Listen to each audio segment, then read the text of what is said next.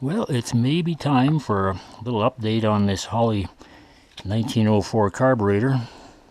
Yeah, the 1904, the one from the International 6-cylinder engines. You might remember from the video of the water truck, I was having big problems. So anyway, we have a new Napa carb kit. My brother installed it, did a major cleanup on the carburetor. What he discovered was, now I didn't get a chance to record it when he had it apart, but in this metering block, I believe it was that hole right there, was completely blocked, which would definitely have a bad effect on the idle. So hopefully with that cleaned out, we'll be back to normal running conditions. I don't know if I'm going to get it installed here tonight, tomorrow. Depends on the weather. I got other priorities right now, but if it happens to rain or something, maybe so. Anyway, let's take a look at the carburetor. Wow, parking's a little tight.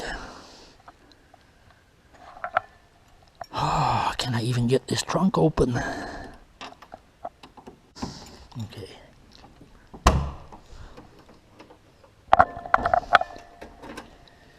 And I'm on the wrong side. Okay.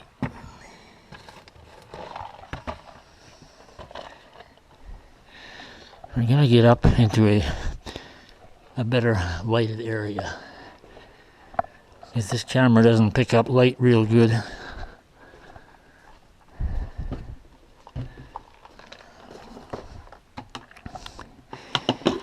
This is the newly cleaned up,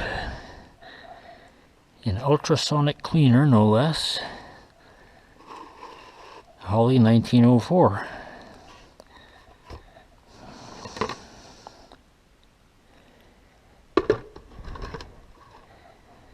So there you go. This was the Napa Eklund repair kit with all the necessary,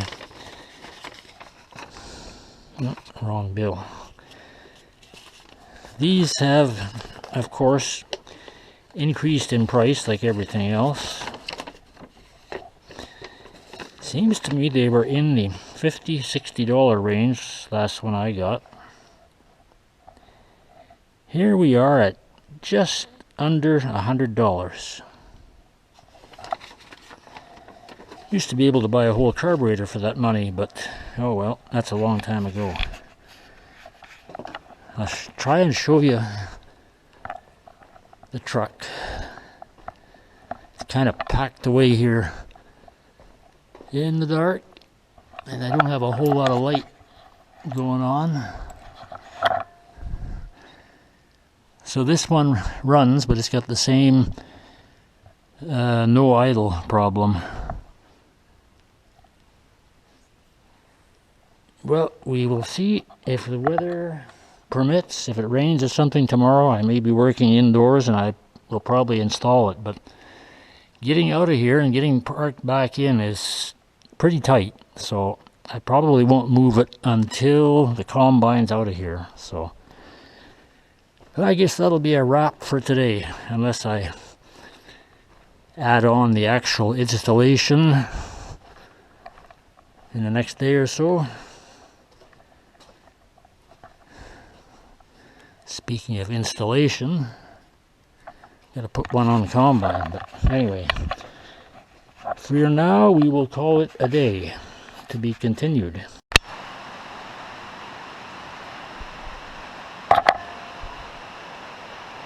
Well, that sound you hear is rain on the roof. Not really all that heavy, but inside a steel roof building it always sounds more than it is. So it looks like I've got time to work on this carburetor changeover. I'm not going to bore you with all the watching me take apart and put back together. It's pretty basic. Disconnect your fuel line, your vacuum line to the distributor, your throttle rod, choke cable, two little 3/8 nuts to undo the carburetor and remove. And then we just reverse the procedure and we're good. This has to come off, of course, and go on to the other carburetor. It's the base for the oil bath air cleaner. So I will proceed to get the job done and hopefully give a little test on it.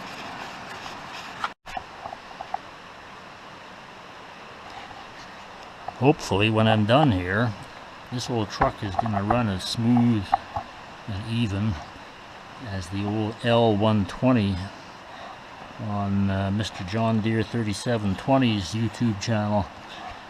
He's got a truck on there that belonged to his grandfather, I believe, and it sat for years, and he did a restart on it here a few years ago, and I couldn't believe just how smooth it ran when this one was running so terrible. But anyway, I will continue with my assembly here and get done, do a test, see what happens. Stay tuned for more.